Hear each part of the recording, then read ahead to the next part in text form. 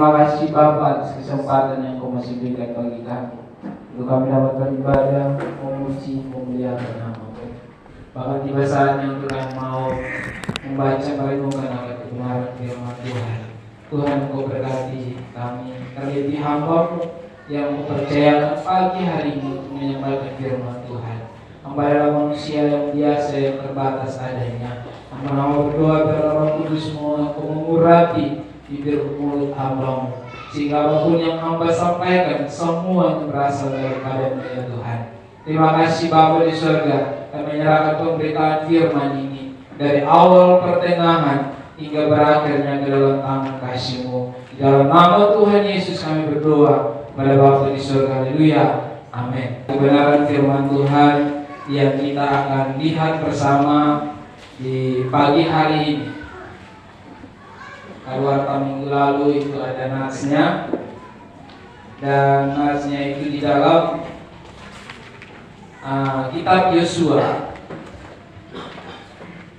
Yosua pasal 14 ayat 6 sampai dengan ayat yang ke-15.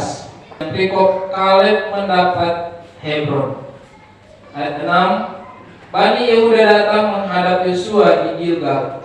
Pada waktu itu berkatalah Kaleb bin Yefune, orang Kenas itu, kepadanya, engkau tahu firman yang diucapkan Tuhan kepada Musa, abdi Allah itu, tentang aku dan tentang engkau di Kades Barnea. Aku berumur 40 tahun ketika aku disuruh Musa, hamba Tuhan itu, dari Kades Barnea untuk memintai negeri ini, dan aku pula membawa kabar kepadanya yang sejujur-jujurnya. Datanglah saudara-saudaraku yang bersama-sama pergi ke sana dengan aku, berbuat tawar hati bangsa itu. Aku tetap mengikuti Tuhan Allahku dengan sepenuh hati. Pada waktu itu Musa bersumpah, katanya, sesungguhnya tanah yang diinjak oleh kakimu itu akan menjadi milik pusakamu dan anak-anakmu sampai selama-lamanya, sebab engkau tetap mengikuti Tuhan Allahku dengan sepenuh hati. Jadi sekarang sesungguhnya Tuhan telah memelihara hidupku seperti yang dijanjikannya. Kini sudah 45 tahun lamanya sejak diucapkan Tuhan firman itu kepada Musa, dan selama itu orang Israel mengembara di padang gurun.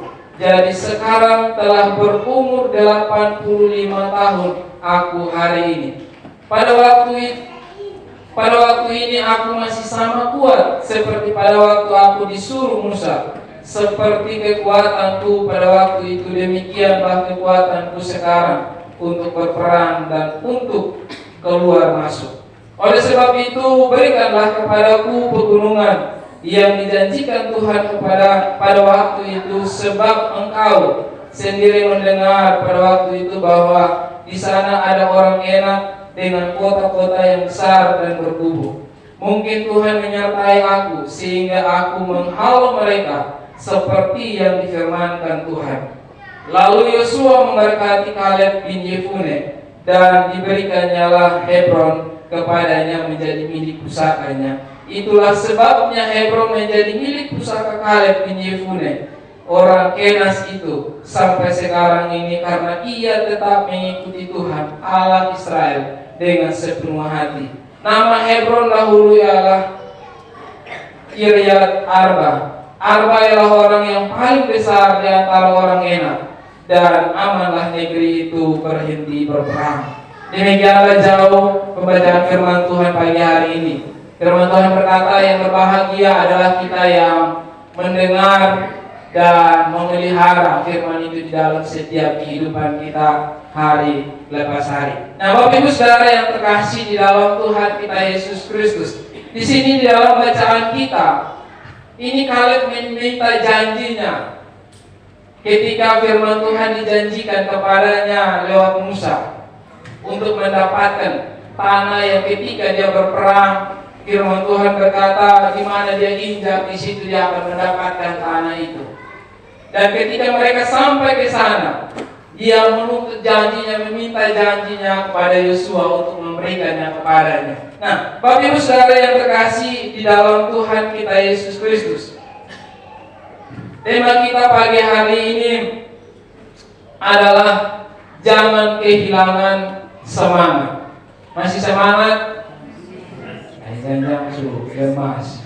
Karena tadi puji Tuhan kita lompat-lompat, jangan capek. Dan saya percaya kita masih semangat. Amin. Nah, Bapak Ibu Saudara yang terkasih, jangan kehilangan semangat. Berarti suatu peringatan. Kata jangan berarti satu peringatan supaya kita tidak boleh kehilangan semangat. Semangat dalam hal apa?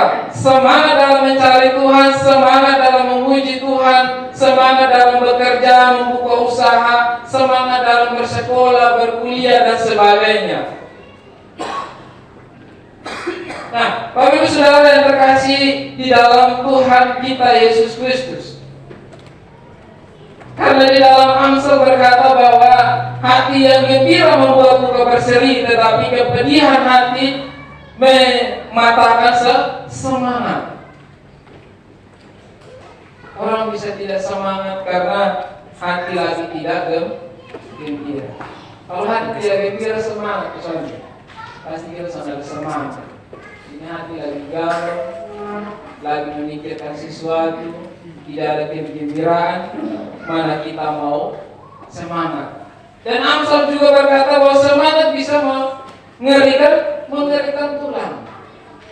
Nah, Bapak Ibu Saudara yang terkasih di dalam Tuhan kita Yesus Kristus, tapi pagi hari ini tema kita mengajak kita supaya kita jangan kehilangan semangat. Supaya kita jangan kehilangan semangat. Apa penyebabnya orang bisa kehilangan semangat? Nah, Bapak Ibu Saudara yang terkasih di dalam Tuhan kita Yesus Kristus, yang membuat kita tidak semangat itu terkadang kita mengalami kegagalan. Kegagalan itu terkadang membuat kita patah semangat.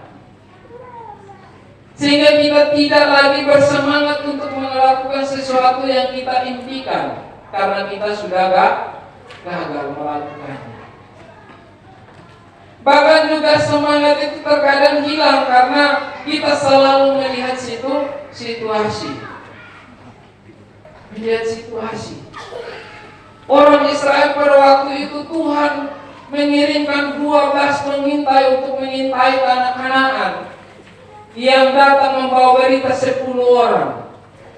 Aduh, itu orang terlalu besar-besar, kita ini seperti belalang kecil. Akhirnya mereka tidak semangat karena berita buruk itu. Tetapi Yosua dan Kaleb bilang kita pasti bisa maju. Mereka berdua ini masih punya semangat. Sehingga Bapak Ibu Saudara yang terkasih di dalam Tuhan kita Yesus Kristus, mereka tidak lagi semangat karena hati mereka sudah tawar. Di dalam Yosua pasal 2 ayat 11 di situ dia bilang, ketika kami mendengar itu tawarlah hati kami dan jatuhlah semangat setiap orang menghadapi kamu, sebab Tuhan Allahmu ialah Allah di langit, di atas dan di bawah bumi. Ini ketika mereka sudah mau masuk ke dalam tanah Kanaan pada waktu pimpinan Yosua dan Kaleb. Pada waktu pimpinan Yosua itu mereka sudah mau masuk, dan ini dikatakan oleh orang-orang Kanaan, bilang mereka ketika melihat bangsa Israel mereka takut. Mereka menjadi tawar hati, sehingga mereka mau berperang justru tidak ada semangat. Pasal 5 ayat 1, ketika semua raja orang Amori dan di sebelah barat sungai Yordan dan semua raja orang Kanaan di tepi laut mendengar bahwa Tuhan telah mengeringkan air sungai Yordan di depan orang Israel sampai mereka dapat menyeberang, tawarlah hati mereka dan hilanglah semangat mereka menghadapi orang Israel. Langsung lihatin orang Israel langsung nyebrang sungai Yordan sampai yang kering itu air. Akhirnya mereka tidak ada lagi semangat untuk mau berperang melawan bangsa Israel karena hati mereka sudah kalah. Sehingga Bapak Ibu Saudara yang terkasih, kalau hati kita sudah tawar, hilanglah semangat kita. Kalau sudah hilang semangat kita, mau memuji Tuhan, mau lompat pun tidak bisa, mau senyum pun itu nanti sudah tidak bisa, karena sudah hilang semangat. Nah, sehingga Bapak Ibu Saudara yang terkasih di dalam Tuhan kita Yesus Kristus, tema kita adalah jangan kehilangan semangat. Masih semangat? Bapak Ibu Saudara yang terkasih, jangan kehilangan semangat. Bagaimana supaya jangan kehilangan semangat? Ada beberapa poin yang saya akan bagikan bagi kita pagi hari ini. Di dalam ayat 7 dan 8 di situ berkata, aku berumur 40 tahun ketika aku disuruh Musa hamba Tuhan itu dari Kades Barnea untuk mengintai negeri ini, dan aku pulang membawa kabar kepadanya yang sejujur-jujurnya. Ayat 8, sedang saudara-saudaraku yang bersama-sama pergi ke sana dengan aku membuat tawar hati bangsa itu, aku tetap mengikuti Tuhan Allahku dengan sepenuh hati. Yang pertama, yaitu kita selalu memandang pada Tuhan, jangan pada masalah. Kaleb dan Yosua, mereka pandang hanya kepada Tuhan, sehingga mereka membawa sesuatu kabar yang baik, kabar yang menyenangkan, kabar yang menguatkan bangsa Israel. Tetapi 10 orang pengintai ini mereka tidak memandang kepada Tuhan. Mereka memandang kepada masalah besarnya orang Israel, besarnya orang Kanaan.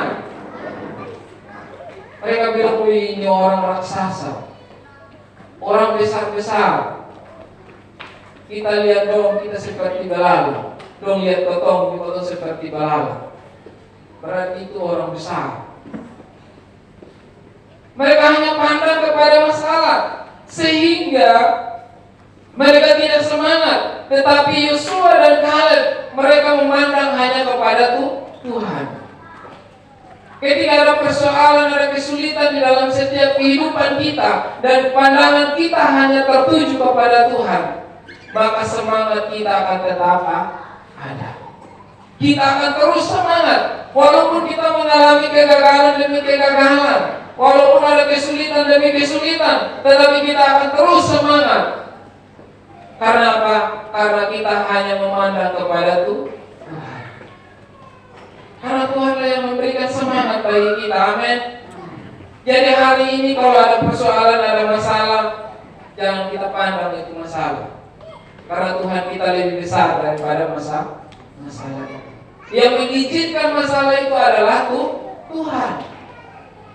Sehingga yang menyelesaikannya juga adalah Tuhan. Dia yang menyelesaikan semuanya. Sehingga pandangan kita hanya kepada Tuhan. Harapan kita hanyalah kepada Tuhan. Nah, Bapak Ibu Saudara yang terkasih di dalam Tuhan kita Yesus Kristus. Yang kedua, bagaimana supaya jangan kehilangan akan semangat kita. Yang kedua, ayat 6 berkata, Bani Yehuda datang menghadap Yosua di Gilgal pada waktu itu. Pada waktu itu berkatalah Kaleb bin Yefune orang Kenas itu kepadanya, engkau tahu firman yang diucapkan Tuhan kepada Musa, abdi Allah itu tentang aku dan tentang orang di Kades Barnea. Ayat 9. Pada waktu itu Musa bersumpah katanya, sesungguhnya tanah yang diinjak oleh kakimu itu akan menjadi milik pusakamu dan anak-anakmu sampai selama-lamanya, sebab engkau tetap mengikuti Tuhan Allahku dengan sepenuh hati. Ayat 11. Ayat 10 sampai 11. Jadi sekarang sesungguhnya Tuhan telah memelihara hidupku seperti yang dijanjikannya. Kini sudah 45 tahun lamanya sejak diucapkan Tuhan firman itu kepada Musa, dan selama itu orang Israel mengembara di padang gurun.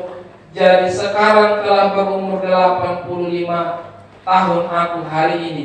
Pada waktu ini aku masih sama kuat seperti pada waktu aku disuruh Musa. Seperti kekuatanku pada waktu itu, demikianlah kekuatanku sekarang untuk berperang dan untuk keluar masuk. Yang kedua adalah berpegang teguh pada janji firman Tuhan. Bagaimana supaya semangat kita tidak hilang? Yang kedua, kita harus berpegang teguh pada janji firman Tuhan. Kaleb ini tetap berpegang teguh pada janji firman Tuhan, sehingga usia tidak membuat dia lemah. Usia tidak membuat dia tidak semangat untuk berperang. Karena janji Tuhan itulah yang membuat Kaleb bisa mau untuk berperang, punya semangat untuk berperang. Bayangkan, yang Tuhan janjikan itu dia umur berapa? 45 tahun. Sampai dia umur 85. Orang yang 85 sekarang ada yang suka pegang tongkat, ada yang tidur, ada yang susah bisa-bisa lagi. Mungkin hanya kasih suap saja. Tetapi Kaleb ini masih bilang, saya punya kekuatan dari 40 tahun yang lalu sampai 25 tahun ini, sampai sekarang ini masih tetap kuat. Karena dia masih tetap pegang janji Tuhan. Sehingga Bapak Ibu Saudara yang terkasih di dalam Tuhan kita Yesus Kristus, ketika kita berpegang teguh akan janji firman Tuhan di dalam setiap kehidupan kita, maka usia tidak bisa membuat kita tidak semangat. Walaupun kita sudah tua, tetapi kita masih tetap semangat untuk memuji Tuhan, untuk mencari Tuhan. Karena kalau orang sudah tua, dia bilang, "Hai, dia sudah tua biar semua sudah gereja semua. Saya gereja." Walaupun masih kuat. Kosong ibadah kasih kita saya di rumah.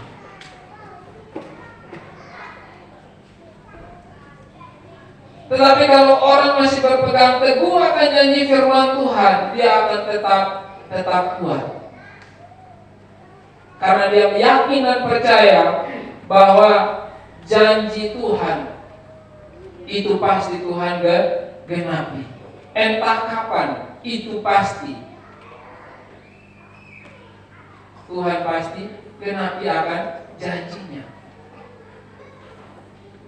Sehingga Bapak Ibu Saudara yang terkasih di dalam Tuhan kita Yesus Kristus, karena semangatnya Kaleb, maka dia akan mendapatkan tempat yang dijanjikan Tuhan. Yosua berikan kepadanya. Sehingga di akhir dari firman Tuhan, di ayat yang ke-14, itulah sebabnya Hebron menjadi milik pusaka Kaleb bin Yefune orang Kenas itu sampai sekarang ini, karena ia tetap mengikuti Tuhan Allah Israel dengan sepenuh hati. Nama Hebron dahulu ialah Kiriat Arba. Arba adalah orang yang paling besar di antara orang Enak, dan amanlah negeri itu berhenti berperang. Akhirnya dia mendapatkan apa yang dijanjikan Tuhan padanya. Jika Bapak Ibu Saudara yang terkasih di dalam Tuhan kita Yesus Kristus, supaya semangat kita tidak hilang, marilah kita memandang kepada Tuhan. Jangan kita memandang kepada masalah, tapi kita memandang saja kepada Tuhan. Karena Tuhan yang memberikan kekuatan bagi kita. Yang kedua, kita harus berpegang teguh akan firman Tuhan. Karena firman Tuhan itu ya dan amin. Dia tidak pernah berubah, dulu, sekarang, sampai selama-lamanya. Dia tidak akan pernah berubah. Dan apapun yang Tuhan sudah janjikan, itu dia tidak pernah akan ingkari janjinya. Dia akan menggenapinya bagi kita. Hanya waktunya, yang adalah waktu Tuhan. bukan waktu kita. Dan yang terakhir, bagaimana supaya jangan kehilangan semangat? Yang terakhir, saling memberi semangat. Kalau kita lihat orang lagi ini, kita bilang semangat, semangat. Seringkali kalau kita lihat orang lagi buat apa, apalagi yang kerja skripsi, kita lihat itu bilang semangat, dia akan semangat. Jadi dukungan itu penting. Ulang dari sesama ayat 38 di sini kita lihat di dalam Yosua bin Nun, pelayanmu ialah yang akan masuk ke sana. Berilah kepadanya semangat, sebab dialah yang akan memimpin orang Israel sampai mereka memiliki negeri itu. Tuhan berkata kepada Musa, berilah dia semangat, beri Yosua semangat supaya dia semangat, supaya dia bisa masuk ke negeri yang dijanjikan Tuhan. Jadi semangat dari sesama kita, orang terdekat kita itu penting di dalam setiap kehidupan kita. Dukungan itu penting. Di dalam pertandingan, kalau orang yang dukung teriak terus, yang main juga makin semangat. Tapi kalau yang nonton, yang dukungnya dia sudah masuk, dia main jadilah lain. Dia mau pukul bola susah bisa lagi. Dia mau tendang bola susah bisa lagi. Jadi itu dukungan itu penting di dalam setiap kehidupan kita, supaya semangat kita tidak akan hilang. Kita tetap semangat untuk datang kepada Tuhan. Nah, Bapak Ibu Saudara yang terkasih di dalam Tuhan kita Yesus Kristus, seberat apapun tantangan yang dihadapi, janganlah kita sampai kehilangan semangat. Amin. Mengapa? Karena kita punya Tuhan yang tak pernah meninggalkan kita. Dia selalu peduli dengan keadaan kita. Dia selalu peduli dengan keadaan kita. Yesaya 40 ayat 29 dia katakan, dia beri kekuatan kepada yang lemah dan menambah semangat kepada yang tidak berdaya. Itulah janji Tuhan. Ketika kita tidak semangat, ketika kita lemah, dia akan datang untuk memberikan kekuatan bagi kita dan memberikan semangat bagi kita untuk kita bangkit dan menjalani hidup ini. Demikianlah kebenaran firman Tuhan. Tuhan Yesus memberkati kita.